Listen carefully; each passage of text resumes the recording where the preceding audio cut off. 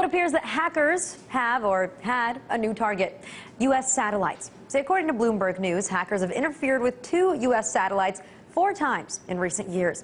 The Landsat 7 Earth and Terra AM-1 were both targeted, and both are used to observe the Earth's climate and terrain.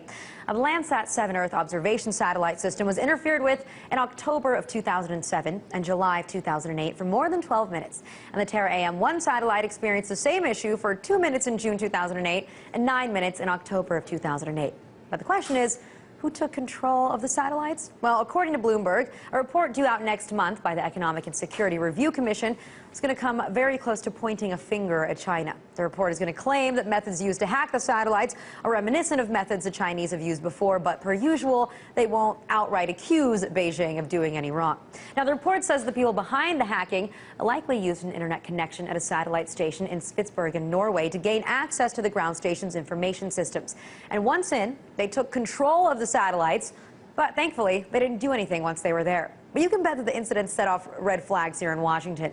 These 2 incidents raised some serious questions for the U.S. government and their satellite security, considering if the U.S. uses satellites for everything, including military operations. So yeah, a takedown of the U.S. satellites would be a really scary thing, and something that the government should probably be working hard to protect themselves from.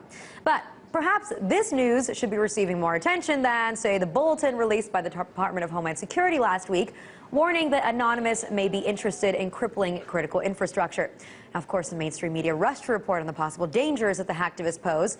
Yet, this threat, See, Anonymous has targeted social injustice, greed, and wrongdoing by law enforcement here in the U.S., including going after Wall Street corruption. Wall Street. 4 years ago you saw that the country was brittle. You saw that it was ripe for the taking, and so you did. You shattered the country, and you collected the fragmented pieces to line your pockets. We stand here, united and strong, 4 years later. We stand before your butcher block, before your slaughtering house. Did you think that the people would not come to know what you have done?